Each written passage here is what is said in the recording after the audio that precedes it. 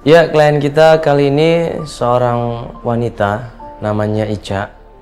Umurnya kurang lebih 20 tahun. Ya, pemirsa, saat ini kita akan melakukan pertemuan dengan klien kita namanya Ica. Ya, kita ngelihat di sini bahwa Feli sudah berusaha cari informasi terlebih dahulu, sudah ketemu sama Ica juga, dan ini kita nyusul nih ya. Tempatnya adalah suatu padepokan. Jadi ini kita ketemu klien kita. Biasanya di rumah, di kafe, atau mungkin di suatu tempat. Ini minta ketemuan di suatu padepokan. Nah, padepokan apa ini? Halo, Vel. Halo, Vel. Iya, halo. Hujan deh tadi ya? Halo, Ica. Halo, apa kabar? Kak. Ya, Mandala. Kamu baik aja? Oh iya, iya Kak. Makasih ya Kak udah datang.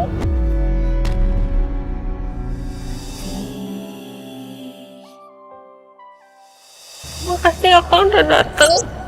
Iya. Kenapa? Mungkin sambil duduk aja nggak apa-apa.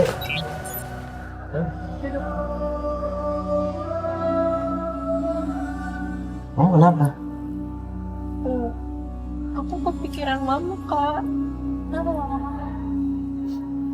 Sebenarnya awalnya Mama nggak apa-apa, Mama baik-baik aja. Cuman udah hampir 10 tahun ini Mama tuh kayak ada penyakit kejiwaan gitu.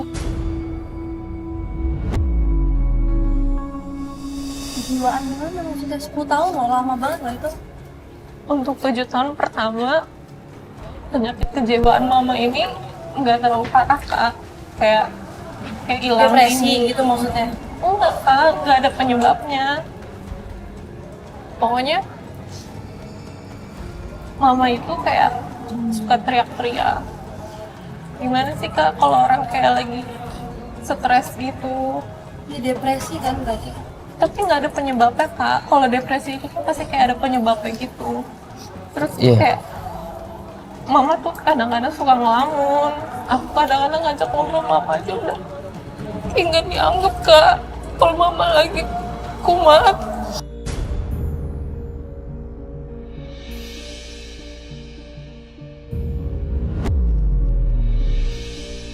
Kenapa ini? Awal mulanya seperti apa? Coba kamu jelaskan dulu. Karena ini kan waktu udah lama sekali, 10 tahun yang lalu ya. Sudah puluhan tahun loh, coba. Awalnya mungkin kumat sebentar, kemudian baikkan lagi. Minggu depan baru kumat lagi. Ya, sarafnya terganggu, Mas, dia marah-marah, dia teriak-teriak. Ya teriak-teriak Kak. Maksudnya kayak gimana sih kalau Kakak ngeliat orang lagi depresi, lagi banyak masalah. Cuman masalahnya Mama ini nggak ada latar belakang depresi sama sekali Kak. Dan Mama pun juga dulu tuh nggak separah ini Kak. Kalau dulu tuh Mama kadang-kadang bisa pulih lagi, ngenalin aku lagi, ngenalin Papa, bisa aku ajak cerita. Kalau sekarang 3 tahun terakhir bener-bener kayak aku nggak kenal siapa Mama aku, dan Mama juga nggak kenal sama siapa aku, sama Papa. Penyakit apa ini? Aku nanya sama Ica, udah dibawa ke dokter belum? Ini pasti ada hubungannya dengan saraf.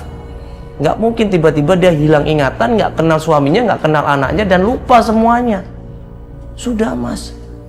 Sudah dibawa ke dokter, sudah dicek semuanya, dan katanya normal. Kalau waktu itu secara medis nggak ditemuin penyakit apa-apa Kak. Kata penyakit apa? Iya. Tapi Udah dia dicek selalu semuanya? kayak, udah Kak. Saraf, otak, semuanya? Udah semuanya Kak, udah. Sampai akhirnya Papa bawa Mama ke sini supaya Mama bisa lebih tenang. Jadi mama kamu tinggal di sini?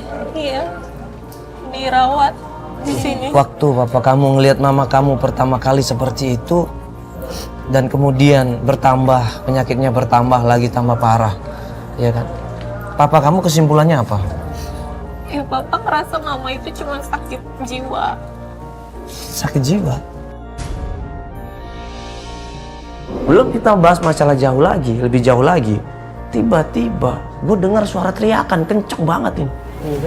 Mama, Hah? Mama? Kenapa mamanya? Hah? Kenapa? Kenapa mamanya? Tolongin.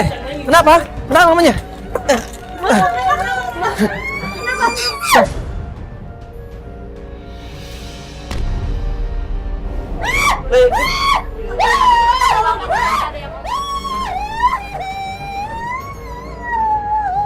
Enggak, kalau butuh bantuan bilang ke kita.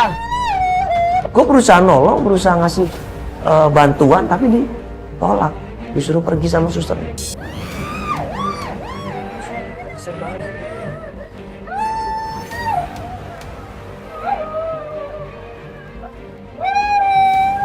Coba nih.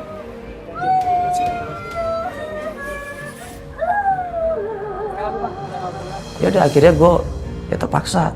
Gue minta tolong sama kru, coba ambil kamera ya, ambil gambarnya Candy.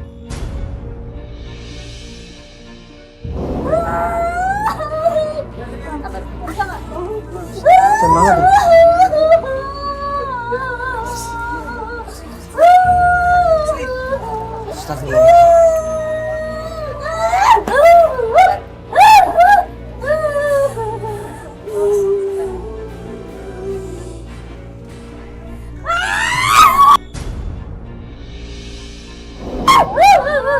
Istighfar bu.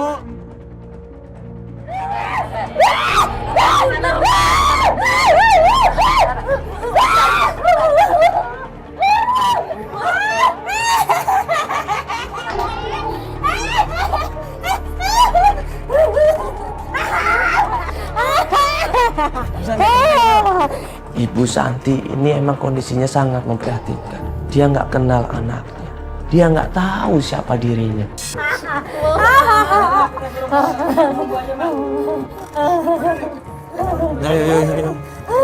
Coba aja. Udah kasihan, udah jangan.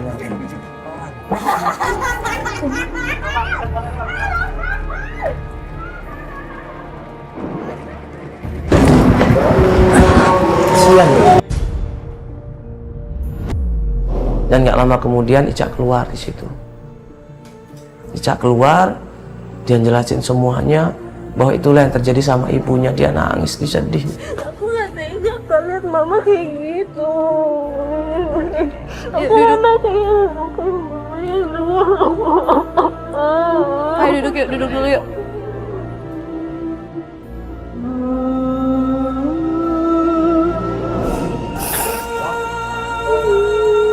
Jadi bisa tenang gitu gimana? Kamu minum obat atau apa dari mama kamu? Aku udah disuruh keluar sama yang ngerawat mama. Kenapa? Aku disuruh keluar sama yang ngerawat mama tadi. Jadi aku belum sempat ngeliat mama diapain pas waktu tenang kayak gitu. Coba mungkin cari referensi rumah sakit yang lain. Ya kamu udah coba beberapa rumah sakit nggak selama ini?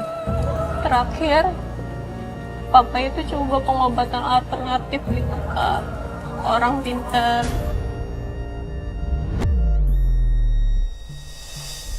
Nah, terus jawaban dari orang pintar sendiri?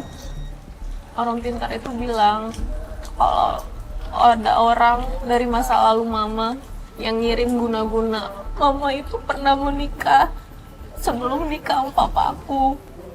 Oh, ini mama tiri. Iya. Tolong saya, Mas. Saya pengen ketemu sama orang yang dalam masa lalu ibunya. Saya pengen ngasih tahu bahwa kondisinya ibu seperti ini. Jadi menurut orang pintar itu bahwa mama kamu ini diguna-guna sama mantan suaminya dengan menggunakan perantara jin untuk dimasukkan ke raganya gitu. Iya. Kamu bisa begitu? Nggak masuk logika gitu loh. Kita harus percaya dengan guna-guna. Toh kalau kita ibadah dengan benar, yakin sama Allah, dekat sama Allah, guna-guna itu nggak mempan. Kamu minta tolong sama kita ini maksudnya kita harus mencari dukun itu? Iya. Bukan. Maksudnya? Jadi aku minta tolong sama kakak buat ketemuin aku sama mantan suaminya mama. Aku pengen tahu apa benar mantan suaminya mama yang kirimin itu ke mama. Karena kata orang pintar itu, cara terakhir supaya mama sembuh itu adalah ketemuin mama sama mantan suaminya itu. Jadi untuk menyelesaikan masalah mama kamu ini, itu minimal kita harus tahu informasi dari mama kamu sendiri atau mungkin minimal ada orang yang bisa ngasih tahu. Ini kondisi mama Iya. kamu ini tuh bisa diajak ngobrol sebentar nggak? Enggak. Udah nggak bisa Kita sama nggak bisa sekali. diajak ngobrol sama sekali. Kan kakak lihat. Atau mungkin papa kamu, ada nggak kita mau ngobrol sama papa kamu supaya kita nanya, Pak? Ica. Ayo, misi Om. Nah, belum kita menyelesaikan masalah itu, tiba-tiba bapaknya datang di situ kaget dengan kita semuanya. Jadi Ica minta bantuan dari Antv untuk bantu Ica cari mantan suaminya Mama, Kak. Ya, Papa kan udah bilang, kamu nggak usah cari Papa. Ngapain kamu buang-buang waktu? Tapi Buang-buang tenaga. Tapi Pak, Ica nggak tega ngeliat Mama. Mama kan sekarang di sini sudah ada yang ngurus, sudah ada yang merawat orang pondok. Ngapain ini rame-rame begini? Malu, Cak. Ini kan aib. Saya nggak setuju. Saya nggak ingin ada hal yang seperti ini. Oh, ternyata Ica belum cerita sama bapaknya ikutan acara ini. Ica kangen Mama yang dulu, Pak. Pokoknya saya tidak setuju. Dengerin dulu dong, Pak. Ica yang harus denger Papa. Papa emang gak kangen Mama yang dulu. Biarin kan Mama sudah ada yang rawat di sini. Tapi Ada Mama gak perawatnya. sembuh-sembuh, Pak. Ya sabar dong, sabar. Tapi Ini kan udah semua lama proses. banget. Sabar, kamu Udah sabar. lama banget. Oh, Papa kenapa sih gak ngerti Ica? Ya, Ya, jadi Ica tadi cerita sama kita, Om. Sebenarnya tujuan dia itu ada baiknya juga. Kenapa? Karena dia bilang mungkin di masa lalunya mamanya Ica ini ada melakukan kesalahan. tujuan saya masukin mamanya ke sini buat diobatin, buat dirawat. Iya. Saya tidak akan pernah percaya kalau namanya guna-guna. Jujur, kalau untuk menangani masalah orang pintar, gue nggak mau. Tapi kalau mempertemukan ibunya sama orang masa lalu dia, oke lah. Insya Allah kita akan bantu. Kita bukan mencari guna-gunanya, Om.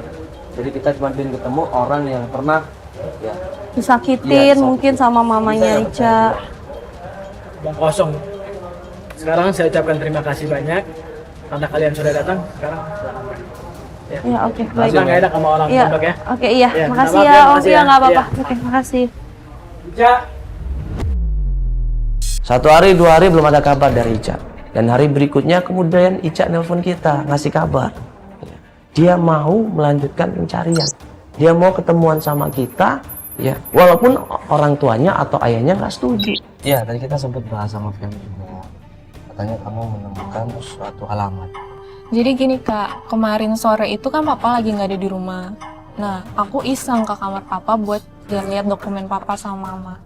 Nah, pas aku buka-buka itu ada fotokopi KTP Mama, tapi aku lihat alamatnya beda banget sama alamat aku di rumah.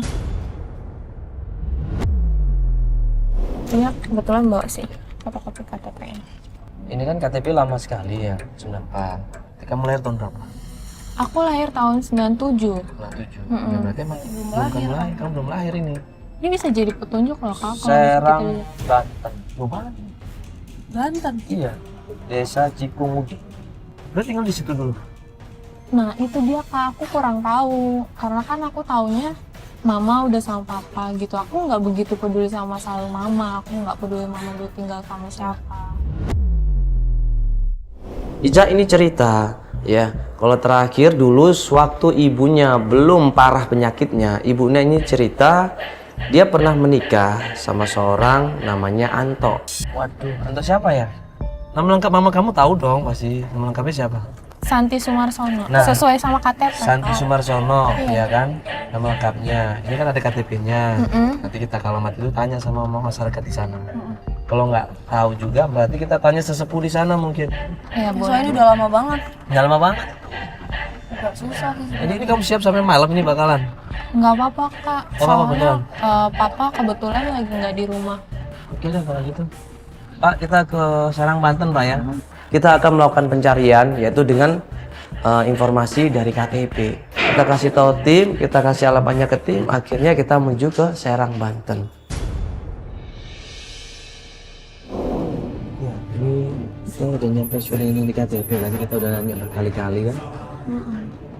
Terakhir kata kru kita nomor berapa? Nomor 10. 10 ya? Iya. Coba ini kanan itu ikutin untuk guru ya. Kita harus mencari alamat tahun 94. Ini agak susah pastinya.